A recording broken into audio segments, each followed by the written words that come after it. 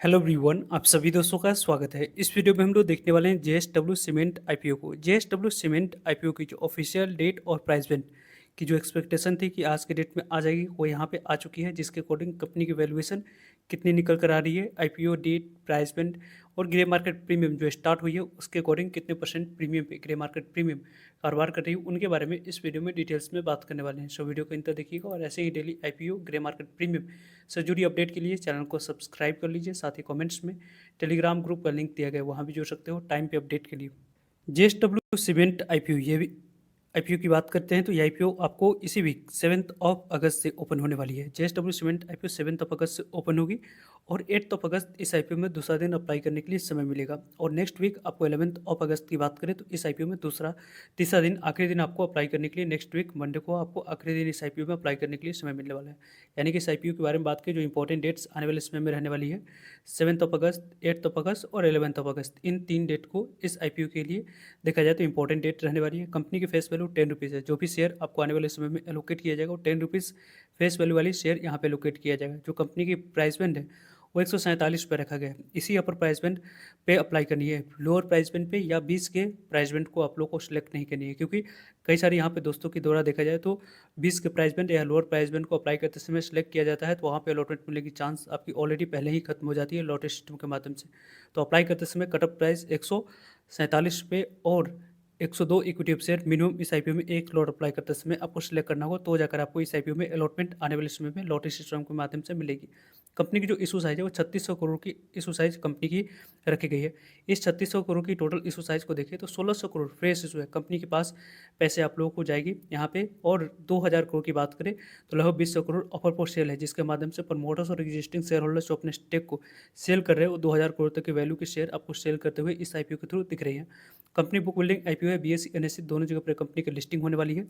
Company की जो JSW cements IPO के बारे में बात करते हैं तो लगभग आपको 50% शेयर क्यूआईबी के पास जाने वाली है, 35% शेयर रिटेलर्स कैटेगरी के पास जाएगी और 15% शेयर आपको एचएनआई कैटेगरी के पास जाने वाली है। यानी कि इस आईपीओ के बारे में बात करें तो यहाँ पे इंपॉर्टेंस जो होने वाली है वो आपको 35% शेयर रिटेलर्स के पास जाएगी। लेकिन इस आईपीओ में यदि आप अप्लाई करने की प्लानिंग कर रहे हैं तो आपको पहले दिन और दूसरे दिन कितने नंबर ऑफ टाइम सब्सक्राइब होती है, जो ग्रे मार्केट प्रीमियम में मोमेंटम स्टार्ट हुई है और मोमेंटम किस तरीके से कितनी कंटिन्यू रहती है उसको देखकर ही आपको आने वाले समय में अप्लाई करने की प्लानिंग करनी चाहिए।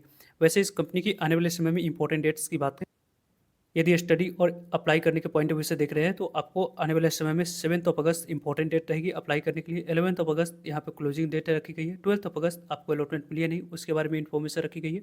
13 अगस्त आपको नहीं मिलने पे पैसे रिफंड कर दिए जाएंगे। 13 अगस्त को ही डीमेट अकाउंट में शेयर को क्रेडिट करा जाएगा और 14 अगस्त को कंपनी लिस्ट होते हुए दिख जाएगी बीएसई एनएसई दोनों जगह पे। वैसे इस आईपीओ में जेएसडब्ल्यू सीमेंट आईपीओ में एक लॉट अप्लाई करने के लिए कितने अमाउंट्स की यहाँ पे रिक्वायरमेंट दिख रही है उसकी बात करते हैं तो 14,994 अमाउंट्स की यहाँ पे रिक्वायरमेंट आपको दिख रही है। स्मॉल एचएनआई कैटेगरी में अप्लाई करने के लिए 2,09,916 अमाउंट्स की यहाँ पे रिक्वायरमेंट दिख रही है। बिग एचएनआई कैटेगरी में अप्लाई करने के लिए 10,04,598 अमाउंट्स की यहाँ पे रिक्वायरमेंट आपको दिख रही है। यानी कि इस आईपीओ में अप्लाई करने के लिए अलग अलग अमाउंट्स की यहाँ पे रिक्वायरमेट आपको आने वाले समय में रहने वाली है। जेएसडब्ल्यू सीमेंट्स आईपीओ की बात करते हैं तो लगभग इस कंपनी जो फाइनेंशियल हेल्थ के बारे में डाटा अवेलेबल करवाई गई है कंपनी के द्वारा, उसके अकॉर्डिंग कंपनी फाइनेंशियल हेल्थ को देखते हैं तो FY23 के डाटा कंपनी के द्वारा अवेलेबल करवाए गए, FY24 की और FY25 की डाटा कंपनी के द्वारा अवेलेबल करवाई गई है। पहले यहाँ पे कंपनी के एसेट के बारे में बात करें तो 10,218 करोड़ की 23 में एसेट थी, वो यहाँ पे कंपनी की एसेट 10,218 करोड़ से बढ़कर 11,319 करोड़ के पास हुई। और अभी कंपनी की एसेट बढ़कर 11,318 करोड़ से बढ़कर 12,000 करोड़ के पास कंपनी की एसेट आ चुकी है। कंपनी की जो रेवेन्यू है, टोटल इनकम के बारे में बात करें ईयर ऑन ईयर बेस पे तो कंपनी की रेवेन्यू पहले यहाँ पे जो दिख रही थी 5982 करोड़ के पास 23 में देखने को मिली। 24 में कंपनी के रेवेन्यू में गिरावट यहाँ पे थोड़ी सी 5982 करोड़ से बढ़कर 114 करोड़ के पास हुई। और अभी देखा जाए तो थोड़ी सी 25 में कंपनी के रेवेन्यू में गिरावट आई है, 5914 करोड़ के पास कंपनी की टोटल इनकम दिख रही है। इनकम में यहाँ पे देखा जाए तो कंपनी की जो गिरावट आई है उसके कारण से कंपनी की प्रॉफिटेबिलिटी में भी गिरावट दिख रही है, क्योंकि पहले कंपनी के पास 104 करोड़ की प्रॉफिट थी, वो आप लोगों को 62 करोड़ की हुई 23 के मुकाबले 24 में लगभग 40% की ड्रॉप इस कंपनी के प्रॉफिट में देखी। वहीं कंपनी की लॉस की बात करते हैं तो 25 में कंपनी ने 163 करोड़ की लगभग लॉस रिपोर्ट करी है, जिसके अकॉर्डिंग कंपनी की वैल्यूएशन सही तरीके से आप निकाल नहीं सकते हो, क्योंकि कोई भी लॉस मेकिंग कंपनी की बात करें तो वहाँ पे जो वैल्यूएशन निकल कर आएगी वहाँ पे आपको थोड़ी सी आप लोगों को वैल्यूएशन जो निकालने में दिक्कत आती है वो लॉस मेकिंग कंपनी में आपको निगेटिव में प्राइस अर्निंग दिख जाएगी। इसके कारण से इस कंपनी की वैल्यूएशन सही से नहीं निकाल सकते। लेकिन इस कंपनी के पीयर कंपनी जो पहले से लिस्टेड है उनके बारे में आगे हम लोग डिस्कस करेंगे। इबिटा के बारे में बात करें तो पहले 826 की थी, 1035 की, अभी 815 की दिख रही है।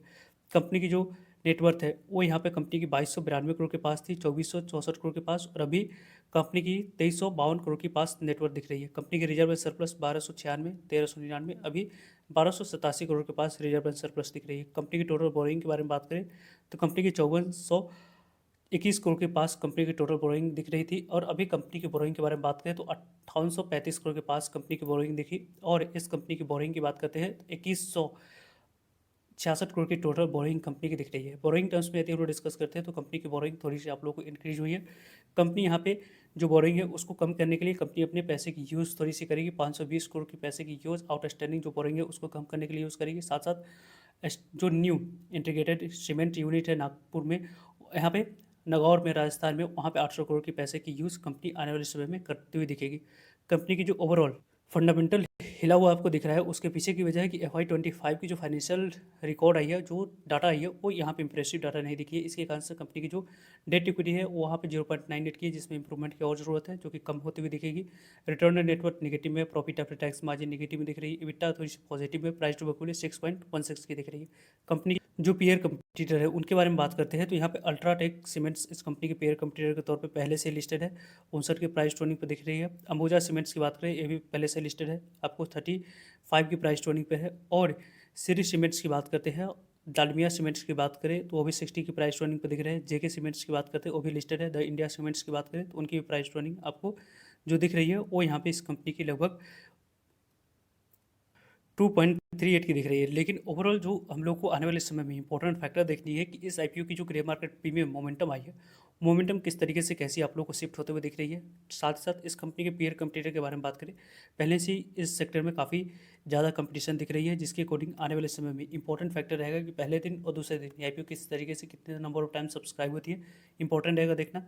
कंपनी की जो अभी तक की रिस्पॉन्स रही है इस ग्रुप की, एक और पहले से ही कंपनी आई हुई थी जिस कंपनी ने काफ़ी अच्छी यहाँ पे वेल्थ जनरेट करके अपने शेयर होल्डर्स को देती हुई देखने को मिली है। तो इस कंपनी से आने वाले समय में जो क्वार्टरली नंबर्स यदि इस कंपनी की आने वाले समय में अच्छी रिपोर्ट करी जाती है तो इस कंपनी में जो रिटर्न्स है वो आपको इन फ्यूचर देखी जा सकती है। लेकिन उसके लिए आप लोग को वेट एंड वॉच और पेशेंस के साथ इस कंपनी को देखना होगा। स्टडी और कन्विक्शन के साथ इस कंपनी को आप अप्रोच करेंगे तो ही जाकर आपको आने वाले समय में इस तरीके की कंपनी में आपको लॉन्ग टर्म में थोड़ी सी बेनिफिट दिख सकती है। लेकिन अभी शॉर्ट टर्म के बेनिफिट के लिए पहले तो इस आईपीओ की जो grey market premium latest update करी गई है वो 21 रुपये पे कारोबार कर रही है। लगभग यहाँ पे इस जो कंपनी की कट प्राइस 147 पे है, उस पर 21 रुपये 168 रुपया लिस्टिंग प्राइस, एक लोट पे 14% के पास लिस्टिंग मिलने की चांस है। 2142 रुपये के आसपास आईपीओ आने वाले समय में लिस्टिंग इन देती हुई दिख रही है। लेकिन ओवरऑल इस कंपनी के बारे में बात करते हैं तो फर्स्ट ऑफ ऑल पहले दिन और दूसरे दिन की नंबर ऑफ टाइम्स कितनी सब्सक्राइब होती है उसको देखकर आखिरी दिन इस आईपीओ में अप्लाई करने की प्लानिंग करी जाएगी। फर्दर इस आईपीओ के बारे में जो भी इंपॉर्टेंट अपडेट होगी वीडियो के माध्यम से आप लोगों तक अपडेट पहुंच जाएगी। सो जुड़ेगा ताकि आप लोगों तक अपडेट पहुंच पाए। किसी भी तरह कोई डाउट करिए कमेंट्स कर आप लोग पूछ सकते हो। मिलते हैं एक नई इन्फॉर्मेटिव वीडियो में, तब तक के लिए जय हिंद, जय भारत।